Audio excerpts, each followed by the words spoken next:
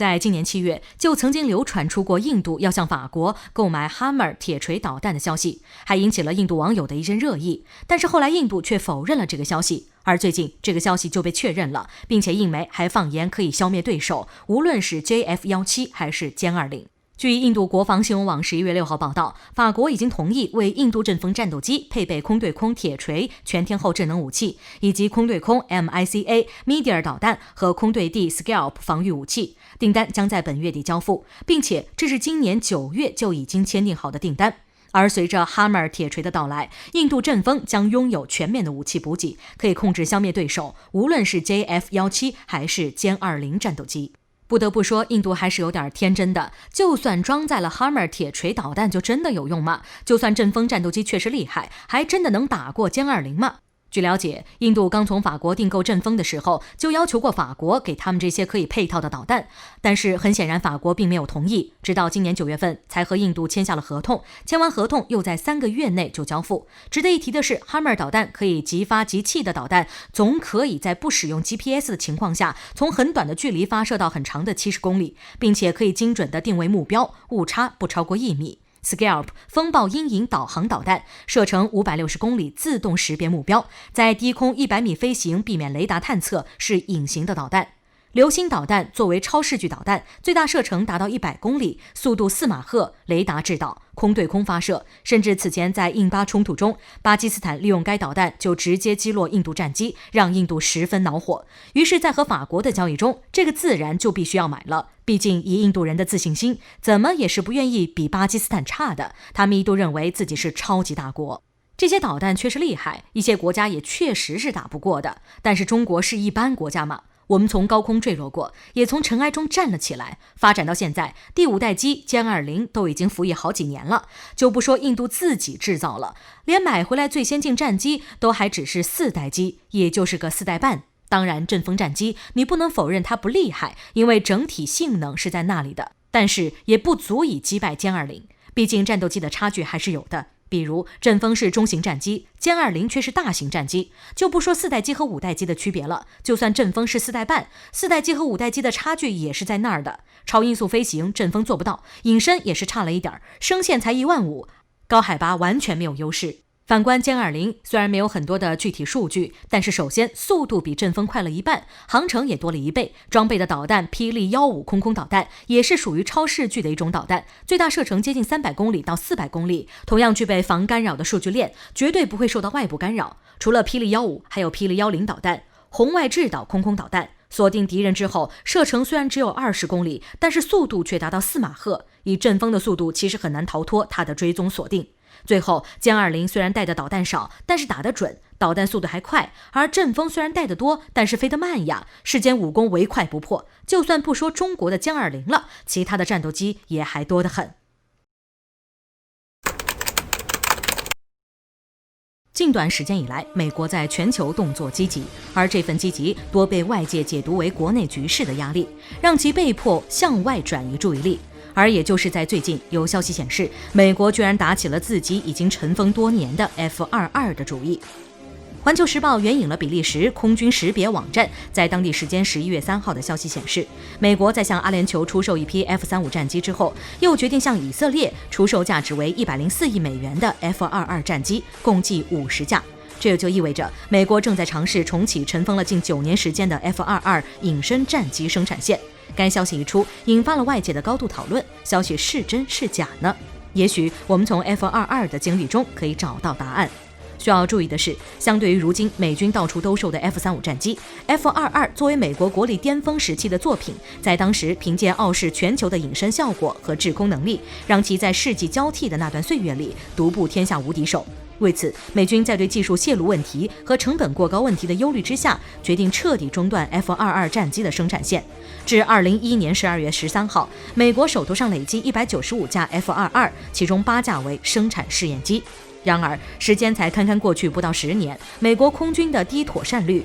彻底摧毁了 F-22的战斗力。在2018年，美国国防部的报告中提到，美军的 F-22战机妥善率仅为52%，大约有64架是具备战斗能力的。而到了2020年，报告则没有提及。但是今年美国福布斯网站却引用了美国空军退役高官戴维·德普图拉的消息，目前美军仅33架 F-22处于随时可用状态。但如果有一个战前经济准备，那么参战 F-22可以提高到98架。话题回到上面的问题，比利时媒体声称美国向以色列出售50架 F-22，至少在理论上美国人是做得到的，就是以色列是否会乐意接受这批囤积了9年的二手货。而从实际上来看，美国与以色列的关系颇为复杂。之前美军出售 F-35给阿联酋，外界就在关注以色列的动向，而如今美军将自己空优的 F-22出售给以色列，用于空中压制出售给阿联酋的 F-35战机，则符合双方的关系。不过，就真实性上，该消息却多少有些不现实。最大的因素在于重启 F-22生产线需要多少资金，尤其是美国疫情泛滥、社会撕裂愈发严重的当下，美国能拿出多少额外的资金？在2018年的时候，美国机构曾设想过重启生产线，当时的预估是2.28亿用于修整生产工具，12.18亿美元用于零部件采购，57.68亿美元用于重新设计符合现代电子设备的子系统，11.5亿的人员技术成本，以及14.98亿的场地成本。换算下来，光是把生产线初步激活就需要98.62亿美元，这还是基本的需求。万一出现延误情况或者意外情况，随便就超过100亿美元，美国老会赔本做生意吗？答案是否定的。值得一提的是，也有分析人士认为，如果美国不打算重启生产线，而仅仅是出售二手货，那么很可能意味着美国人已经拥有了强力的可替代产品。联系上在前段时间美国披露的所谓6代机，那么这个替代品就是新一代战机了。而美国一方面淘换掉自己的库存，另一方面因为面对歼20感到压力，因此急于生产自己新一代的战机，倒也是美国人能做出来的事情。破冰大国俄罗斯将再建10艘破冰船，中国也有建造中的核破冰船，美国呢似乎不太乐观。塔斯社11月4号消息，俄罗斯运输部长叶夫根尼·迪特里希3号报告，到2030年，俄罗斯将拥有10艘新破冰船入伍，这将大大改善俄罗斯现有破冰船的服役状况，并为全球范围内的破冰作业提供更有力的支持与保障。破冰船不同于一般的作业船只，它的业务范围不在于运输，而是开路。作为特殊用途的船只，它的造型也与一般船只显著不同。船身材料尤为坚固，能够不为冰层海水所困。特殊的除冰造型不仅能够开辟水路，并在零星的海滨中提供导航服务。早期的破冰船是一种叫做科赫的1维或2维的小木船，常见于北极海和西伯利亚流域这些冰冷水域中。船体主要设计包含一条抗浮冰的平皮带和水下圆形车身线。直至今天，新的破冰船也使用这一套方法进行设计建造，不过更为现代化的零配件让这些设计更为高效。由于需要切穿极地冰层，极地破冰船的船头是设计中的重中之重。为了增加破冰的宽度，一些破冰船会将船头宽度增大，另一方面船头将被设计为更圆的结构，帮助船只登上冰层并顺利利用自重打破冰层。美国仅有的2艘极地破冰船采用柴油、电力混合动力与机械推进系统，6台柴油机加3台燃气轮机，分别产生高达13000千瓦和45000千瓦的功率。大功率的实现必然紧跟着燃料的大规模消耗。一般来说，想要在俄罗斯周边这样的冷冻水冰层厚达3米的海域航行工作，平均每天至少需要消耗100吨燃料。即使做的是挖石油这样的高收益工作，那也面临着入不敷出的风险。同样的条件下，核动力的船进行相同的工作，所需原料成本仅不到500克的铀，这使得核动力破冰船出海所获收益轻易就能够填补成本。这可能也是俄罗斯倾向于核动力的原因，且俄罗斯也正驱使着全球所有的核动力破冰船。俄罗斯当前使用的首艘22220项目破冰船北极，有2个承压水核反应堆提供动力，每个反应堆都能提供175兆瓦的动力，驱动3台发动机，预计能破除2米厚的冰层。但在2020年2月，其中1台发动机完全故障，无法使用，这造成了外界对其航程的部分质疑，预计明年9月左右才能进行必要维修。在全球气候变化的大环境中，北极地区的化石资源和生物资源也变得更易获取。即使存在一些问题，但北极和它22220项目后续的姐妹船终将在北极海域逐渐展露锋芒。与此同时，俄罗斯还经营着数十艘常规动力破冰船和其他类型具备破冰能力的船只。而中国在2018年6月进行核动力破冰船的招标活动，并且已有雪龙号和雪龙2号2艘运营顺利的破冰船供极地研究使用。但美国似乎这种机遇不太投缘，美国海军仅有2艘破冰船，随着使用年份越来越长，又缺乏修缮，发生事故的风险也越来越大。其中一艘破冰船暹粒虽被誉为美国最大、技术最先进的破冰船，今年8月起火，引发推进系统火灾，被迫返回母港。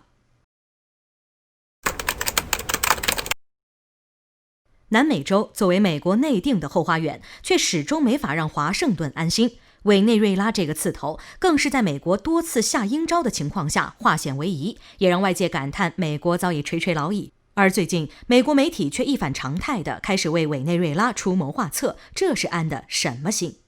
据美国媒体军事观察在当地时间10月3号刊文指出，目前巴西空军已经陆续接收了36架鹰狮战机，这对于南美洲地区空中力量的平衡产生了较为严重的影响。在此之前，巴西空军列装的还是大量早已过时的 F-5E 战机，而新战机搭载有相控阵雷达和电子战系统，可使用流星空导弹，拥有超视距作战能力，这大幅提高了巴西空军的作战能力。而与之相对的，作为与巴西有着长期冲突的委内瑞拉，无疑是这件事情最直接的受影响者。文章认为，目前委内瑞拉空军存在一些 F-16A 和苏 30MK2， 前者本质上除开传感器和飞行性能外，并不比 F-5好多少，而后者则是真正意义上的现代战机。除了主动雷达制导的空导弹外，还有一系列的对地导弹。这一点也让委内瑞拉在相当长的时间里拥有了南美洲地区最强的空中力量。但是，随着巴西引入鹰狮战机，这一力量平衡被打破了。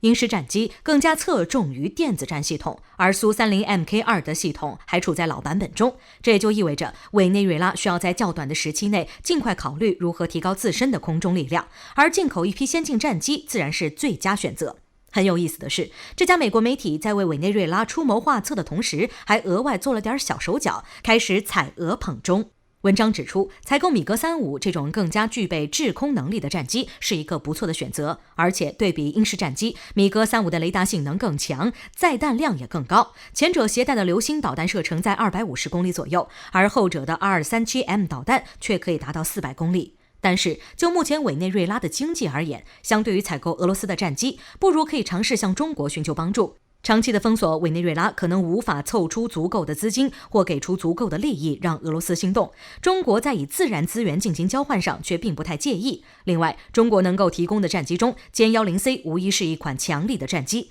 尽管起飞重量更低，但是在反雷达技术和雷达制导攻击手段方面却远远超过米格35。而且中国对外军售产品多以性价比著称，这对于现阶段的委内瑞拉来说，显然比俄罗斯战机的采购策略更加实在。有分析人士就指出，美国媒体一反常态地推荐起中国战机，因素有很多。一方面是想通过这种手段在国际军火市场上引起中俄之间的矛盾，当然这个矛盾肯定不会大，但是多多少少可以恶心一下走得越来越近的双方。另一方面，中国战机出口量不多，外界对于中国自研战机的实战性始终仅限于推测分析。如果委内瑞拉采购，那么在未来的对抗中，美军背后支援巴西击落一架用以研究，那么尝试逆向推理中国自研战机的技术设计和可能存在缺陷，就是一个可行的事情。这对于当前的美国来说，无疑是个不小的诱惑。